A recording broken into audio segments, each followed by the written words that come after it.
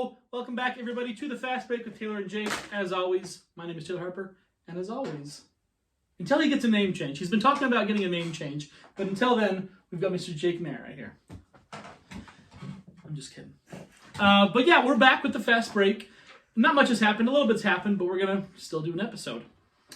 First, I do want to start off by saying, on opening day, on the 22nd, we will probably be doing a Facebook Live event to try to get more recognition, advertised, and it's opening day, people. Come on, it's opening day. Get happy about it. Be psyched about it.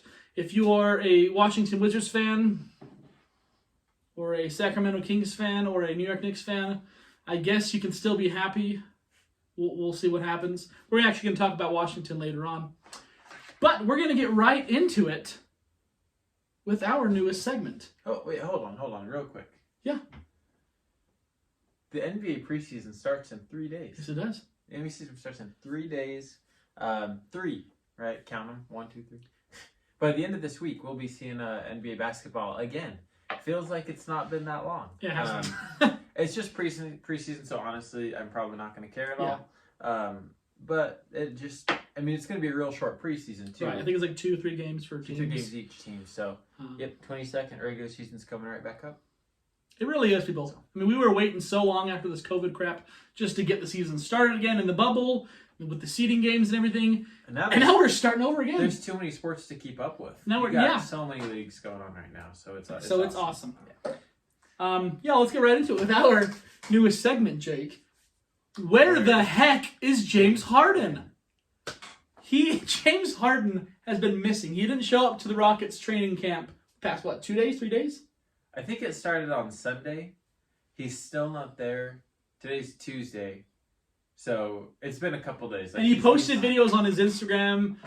He's been in strip clubs. He's been in the club. We talk about this all the time. People have been filming him going to the clubs. That's right. So I think last I saw he was in Las Vegas.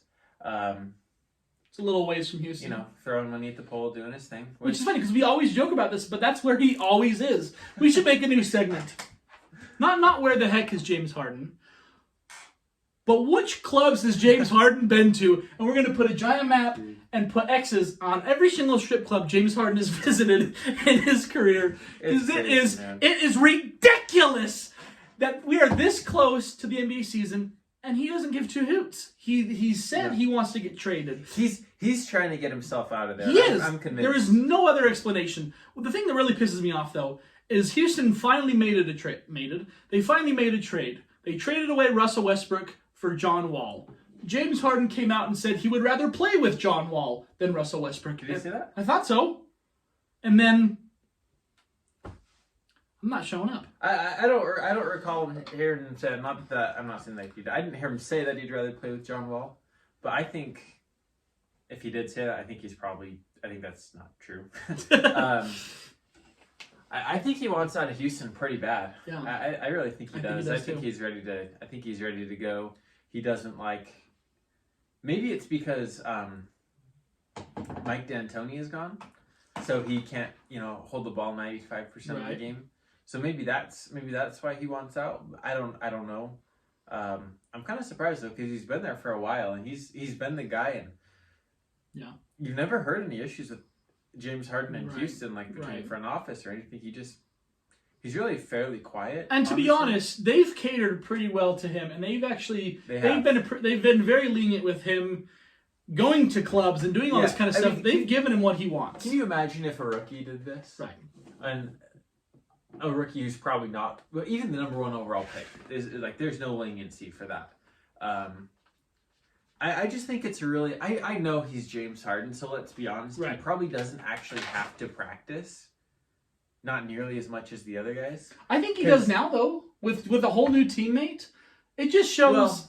I don't know. Just his skill level. He can just be on the court and be good. Because he's going to He's going to do his own work, I think. I think that's kind of how a lot of great players are. They I'm so good, I kind of want to do it my own way. But it's just bad, like you're saying, because he's got all new teammates. They've got young players coming in, and this is the example that you're setting. Right. That when you get to a certain level, you can really just do whatever you want. Wow, he's a top 3 player. I can act like that.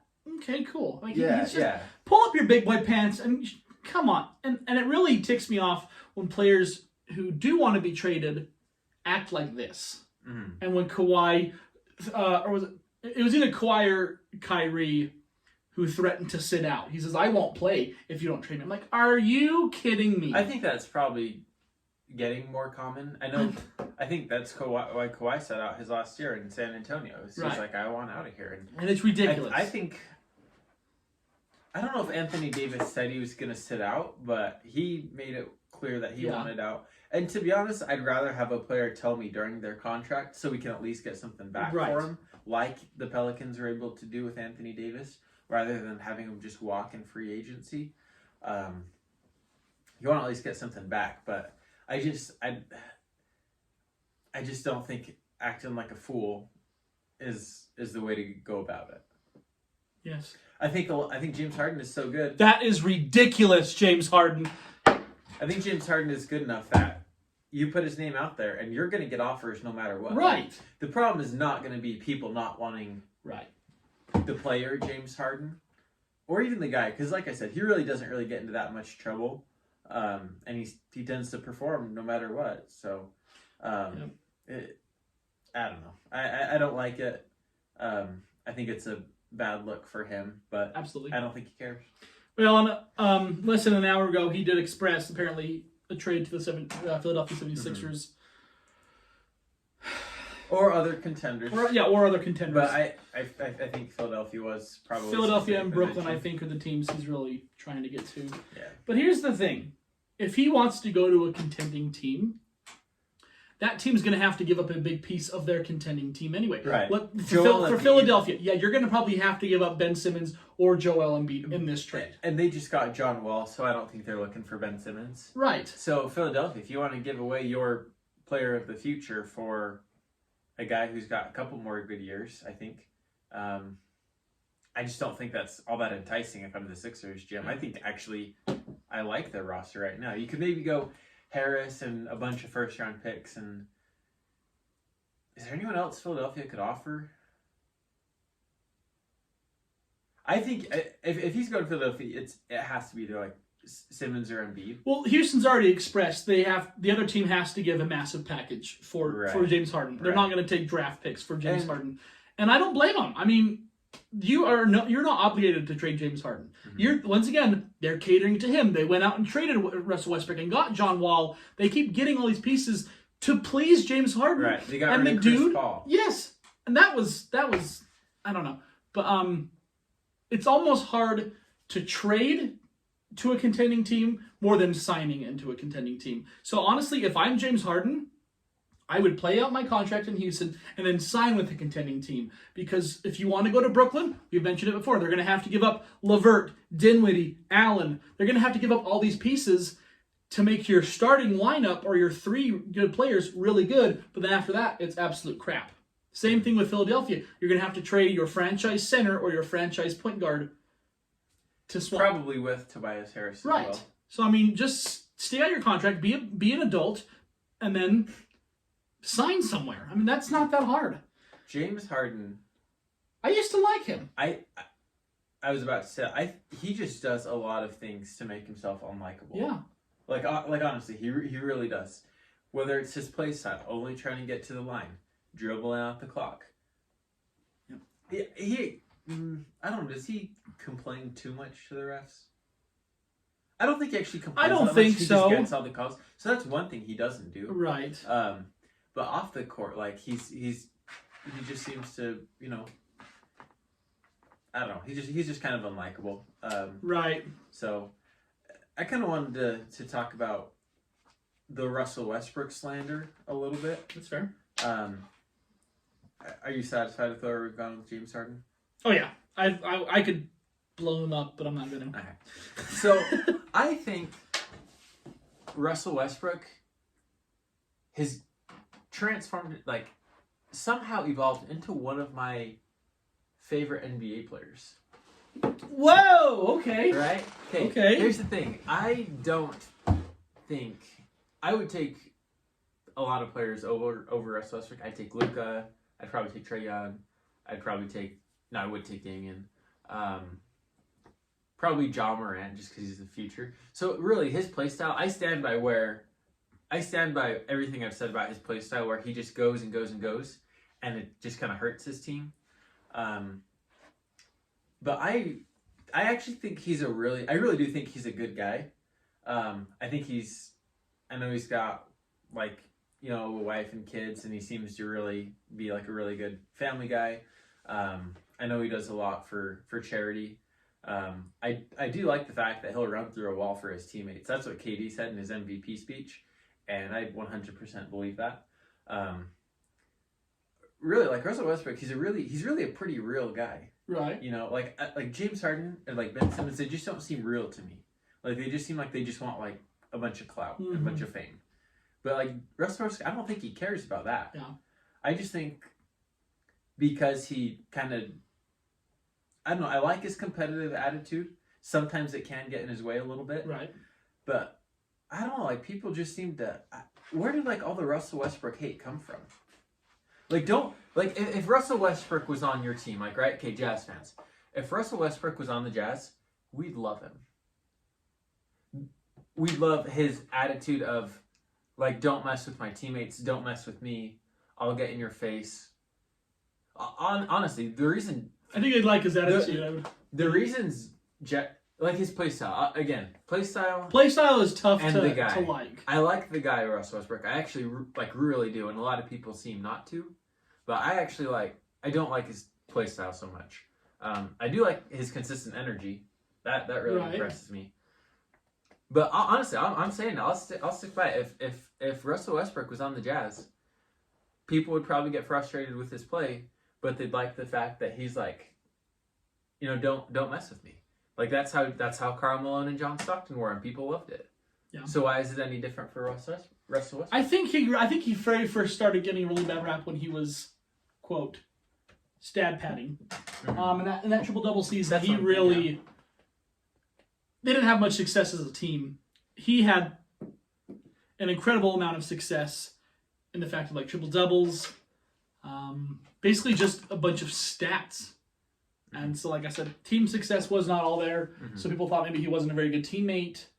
I know they did make the playoffs that year. And when he does get a triple-double, his teams tend to win. I think they have a pretty good win percentage when he actually gets those triple-doubles. But I do think he can stat pad. Like when Nipsey Hussle died, the rapper, and I don't know anything about him. I don't listen to his music or his background or anything. But the 2020 had some sort of significance, meaning 60 from his area, whatever. Russell Westbrook was a friend of his, and he went out and he got 20 rebounds, 20 points, or maybe it was like 21 points, 21, so something like that. But he just went out there and decided to get 20-point triple-double. That's a Larry Bird moment right there. That's impressive. To be able to control the game that much, that's what ridiculous. He can do. That is ridiculous. That's impressive. It is very impressive. Russell Westbrook, there's no doubt that he is a skilled basketball player. Whether he's a winning basketball player, but we know one thing for sure. He's just very talented all around. And whether you like him or not, you have to respect, I guess, his honesty, his energy, his athleticism, and his passion for the game. Well, that's the thing. Is I think his clothing line is that if anything deserves a that is a ridiculous moment. That has got to be the loudest that is ridiculous moment, because his clothing line, I'm sorry guys, it's ugly. It's garbage. He will come to games in pants that are like interesting clothing. I don't even know how to explain it. He could probably come to the game in a poncho that's cut in the middle, or it's just dude. You do you, I guess, but like. Dude, a lot of players these days have got some interesting fashion is a weird thing, and it's a huge thing in the NBA, and it's kind of weird. Russell Westbrook started it. Like he wore back in the day. I remember he wore like a few like just polo shirts or button-up shirts that were a little bit more colorful, a little bit different. And everyone's like, "What is that?" Like, but if most NBA players actually wore what he wore 10 years ago, they'd be like, "Oh, normal." Well, I know they had to change the dress code for Allen Iverson because he was looking like a gangster. And I listened to him in the All the Smoke podcast, And he's like, oh yeah, me and my boys, we'd go to the thrift store and buy 5X t-shirts that just hang down and they just make us look like gangbangers. I'm like, okay. So his fashion's different. I mean, come on, you can't actually dislike the guy because of it. Well, no, that's not a reason. That's not a reason to dislike the guy. Let's put it, he's a very interesting player. He is, and he's had success. He just hasn't won a championship, but you can say that about anyone. We could talk about him every episode if you'd like. So I just invite you guys to think about, if Russell Westbrook was on my team, would I actually dislike the guy as much as I do? Right? Because, like, a lot of Jazz fans, like, a couple years ago, there was an incident where him and one specific fan really got into it. And there's a lot of reports about what the guy said. And it actually was I think it was, like, some pretty, like, racist. It was some pretty racist stuff, yeah. And he got a lifetime ban from the Vivint Arena. Which was well-deserved. And they did not just hand that out just like, oh, you got into it with a player, you're done. Yeah. Right. They had to have looked into it. So I think a lot of people didn't like him for that. And then the fan had the guts to take him to court. Did you hear that? Oh, he was going. He was going. Yeah, he was going to sue him for $100 million. $100 million. We talked about this. Yeah, we did. Oh, yeah, we totally did. Oh, sorry. Man. Yeah. But yeah. So I don't. He's like I said. I just think he's a real guy. I mean, people think they can just say whatever they want to these athletes, but they're human beings. Like you can. They trash talk a little bit amongst themselves. Like you can. Be like reasonable. You can be like, hey, you suck, whatever. Like it doesn't mean anything. But it's like if you're actually going to be like offensive, like.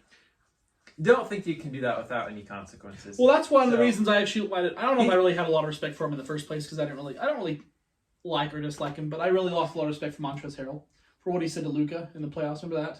Oh yeah. That was way out of the line. We won't repeat that, but yeah, like Jake said, there's trash talk and smack talk, and every NBA player does it. Mm-hmm. But then if you and Russell Westbrook, from what I've heard, has never really stepped over the line and trash talked, degrading either their race. Or their play style. I don't think he ever has. I don't know.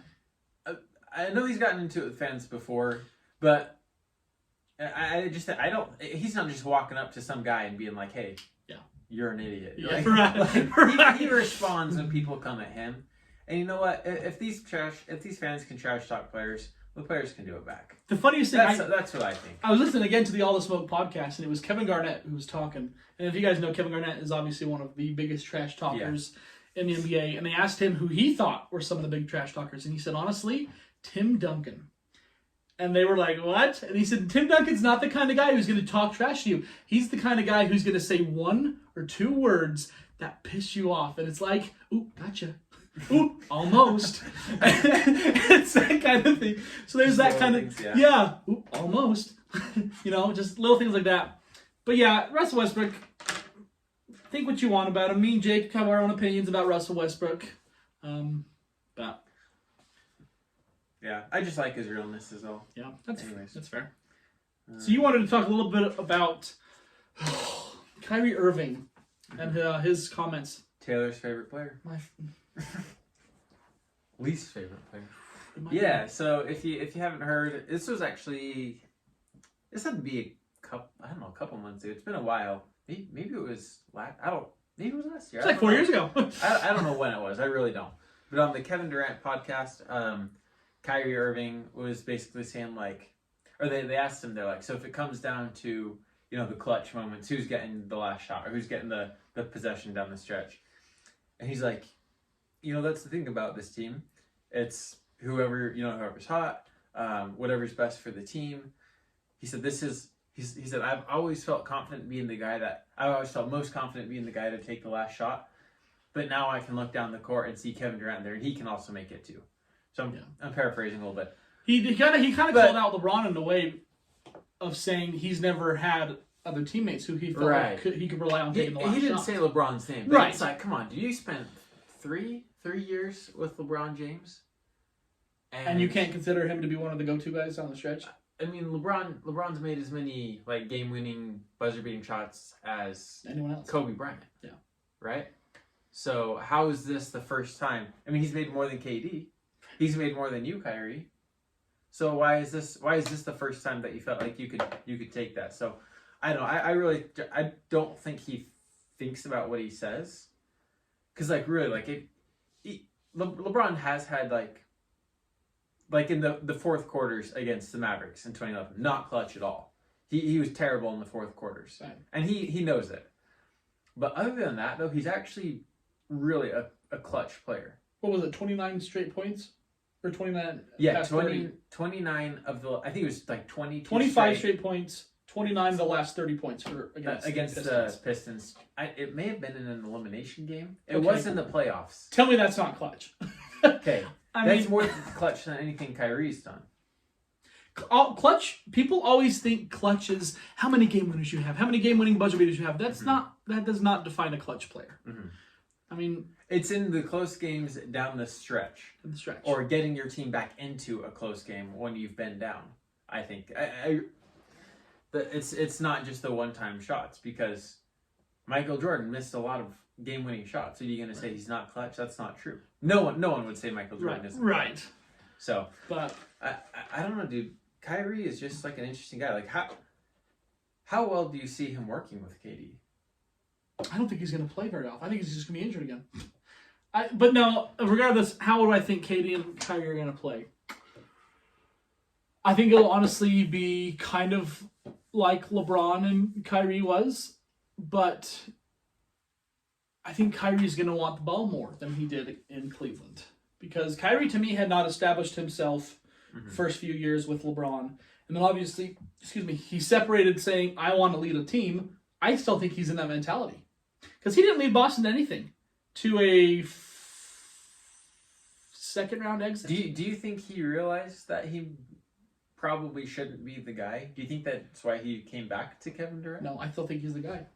He thinks he's the guy. Right. I still think he thinks he's the guy. And you can't have that mentality when you're playing. You can't be like, me. I mean... That's exactly how it is. It is. I don't know, because I feel like Boston may have opened his eyes to be like, okay, this is a tough league. Maybe I can't do this all by myself. Because in Cleveland, once LeBron showed up, we went to the finals every year. Right. But after I left, my team did better without me. Well, and even with him, before they even got LeBron, they never made the playoffs. Right. Kyrie never led the Cavaliers to the playoffs. That Cavaliers team was garbage. And then LeBron comes, and they're in the finals. Finals. Hello, McFly. Is anyone in there? You know, I mean, think McFly. Just come on, Kyrie. I don't know. Kyrie he's like Russ Westbrook. He's just another guy that. I think this may actually work a little bit better. No. I'm not going to say it's worked better than LeBron and Kyrie because they won a championship. I was going to say they have to go to win a championship then. That's true. At least one. Do you see them winning it? Let's say they stick for 4 years. No. I don't see Brooklyn winning one chip. Let's say they get James Harden. In 3 years after his contract is up. Or 2 years. 2 years. I don't know, because then KD will be older, Kyrie will be older, and James Harden will be older. And Kyrie will We don't know what the league looks like in 2 years. That's fair. If James Harden went there now, I'd actually give him a pretty legitimate look. But right now, I'm sorry, but no, the Nets are not going to win the finals. I have honestly got to agree. I don't think this is going to come back to bite me in the butt. Yeah. The Nets are not going to win the finals. They're not going to do it with Kyrie. I honestly agree. Now, I actually think this play style, like Kyrie playing with KD, might actually like a little bit more. Because LeBron's the kind of guy that needs the ball in his hands as well. But Kyrie really needs it in his hands. Right. Kevin Durant can score with the ball, without the ball. Right. He can touch the ball 10 times and put up 20 points. Right. That's how good he is. So I think Kyrie will be able to probably take the ball as much as he needs. But I don't think having Kyrie Irving as the guy on your team is going to get you to the top. That's fair.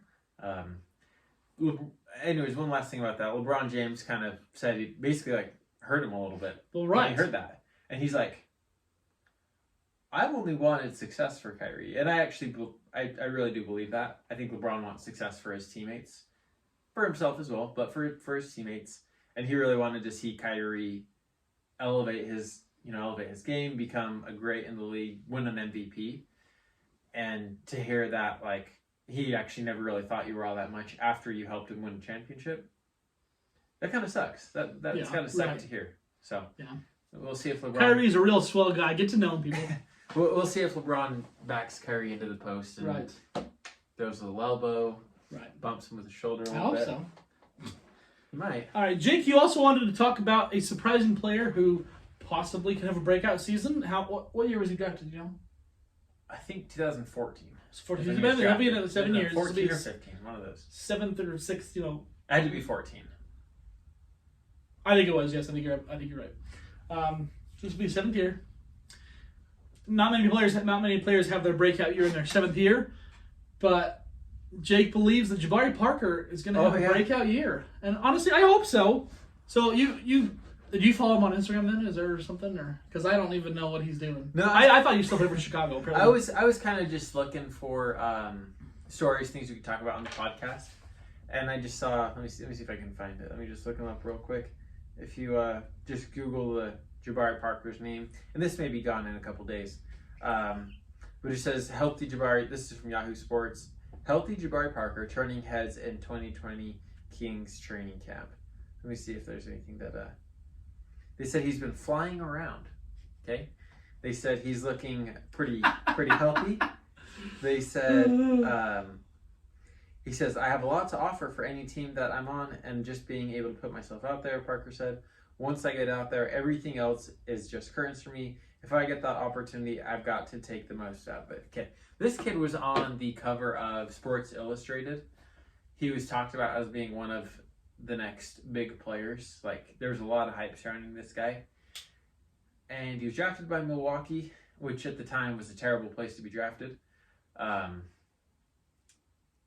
he's still in the NBA 7 years later.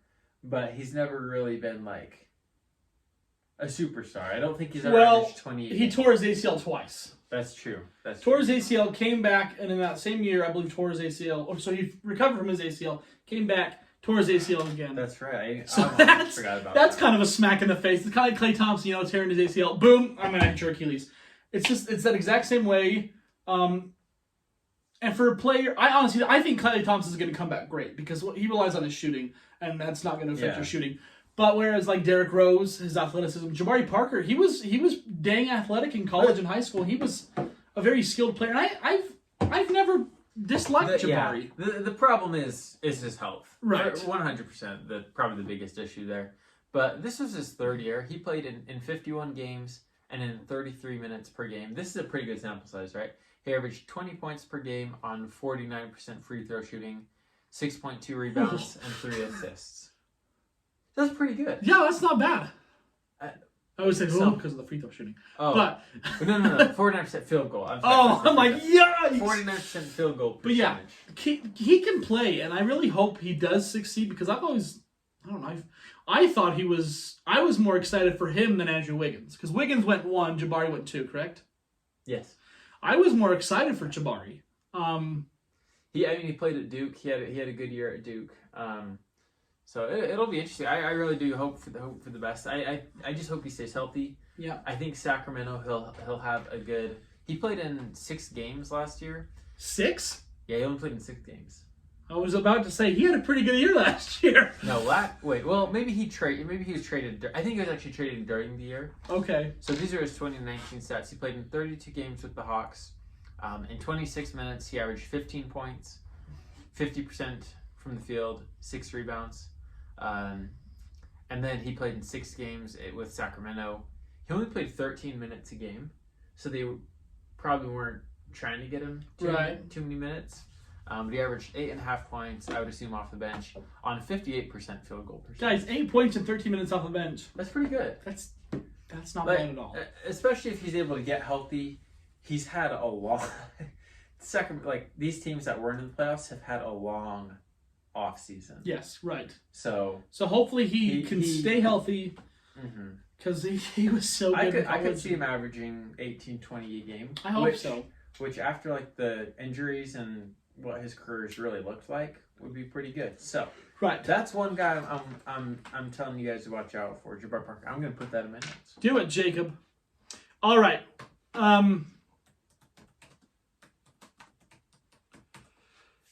We need to take a bow.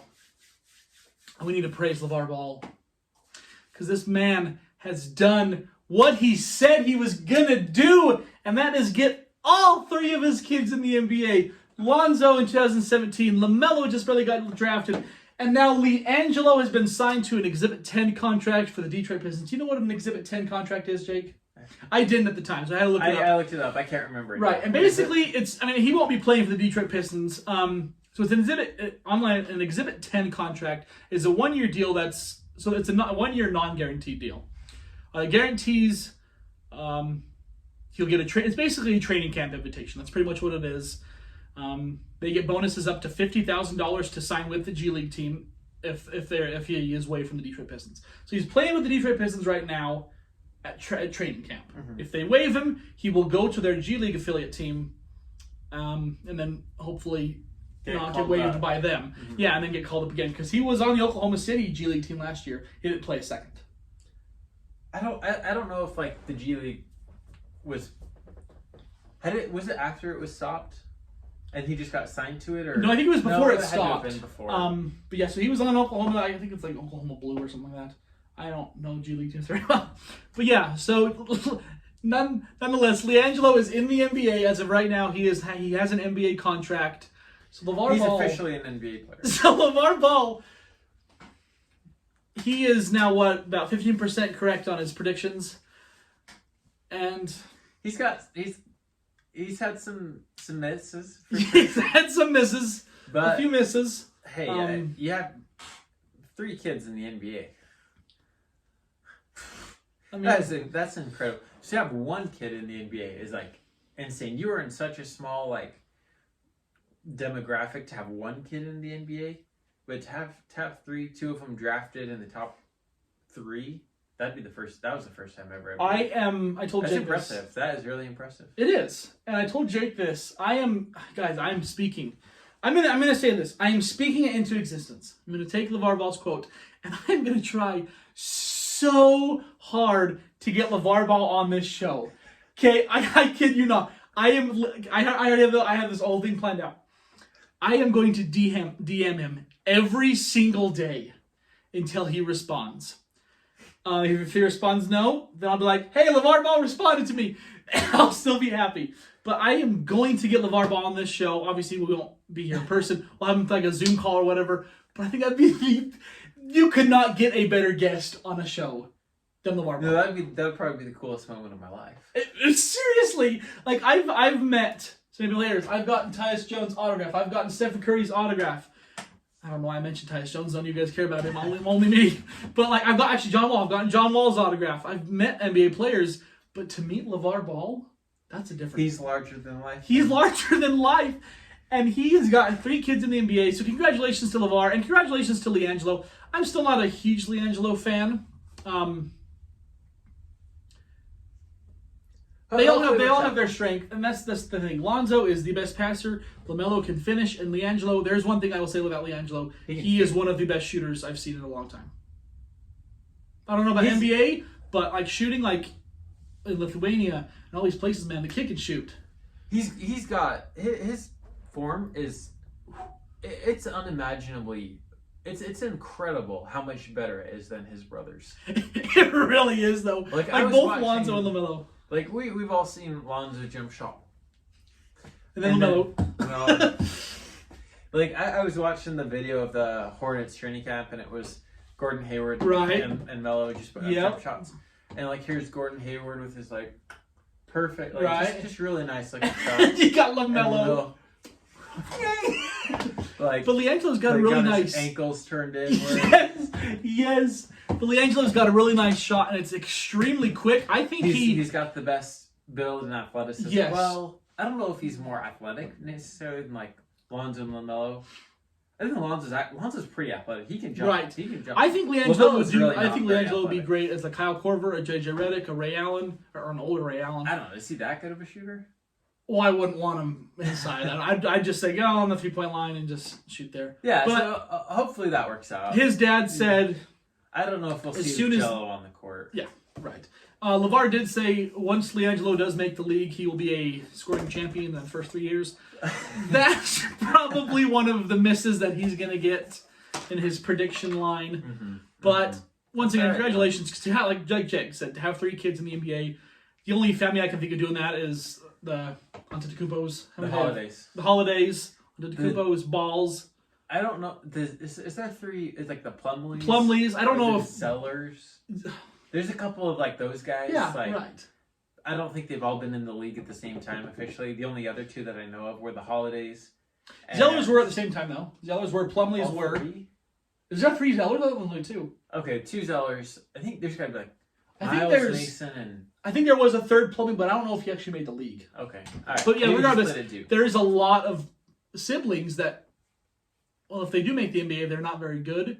Mm-hmm. Or if they do, they're just one's better than the other, like Giannis and his brothers. Most impressive to me is the Holidays. Yeah. Because the 3 of them all get minutes. Yeah, right. So that's really impressive. The Antetokounmpos, there's 1 on the Lakers and 2 on the Bucks, right? Giannis is the only one that ever plays. Right. Ever. So. Right.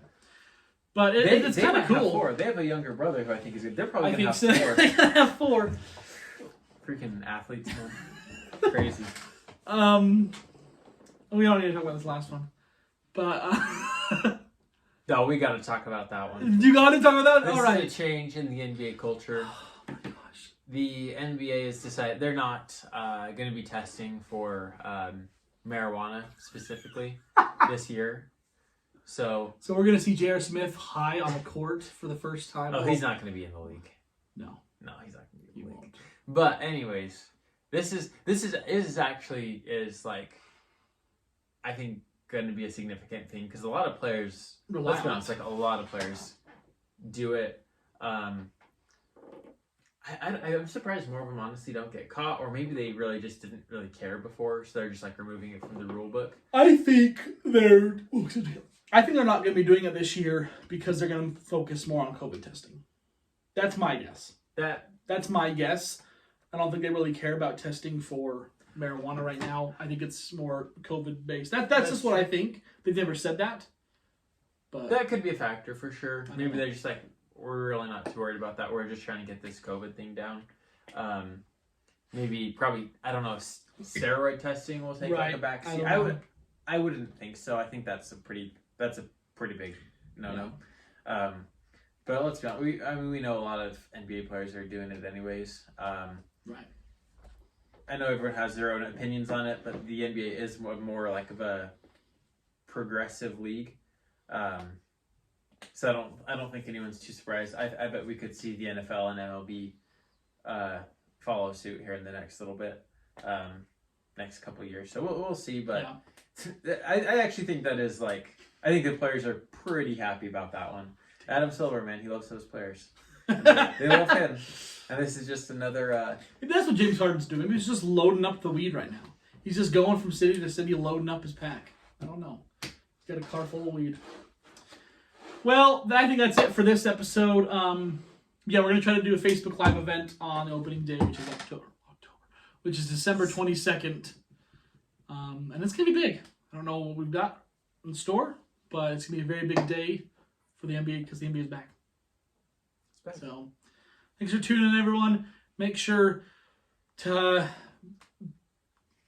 let's get LeVar Ball on the show. Let's do all we can in our power. Spam LeVar to get. Yes, everyone just spam LeVar.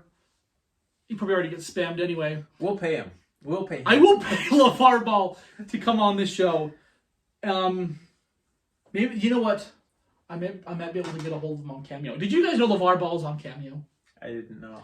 And he's decently cheap. Like, obviously, like, Alonzo's shoe came out, it was like $500. Everything about the big baller brand is expensive.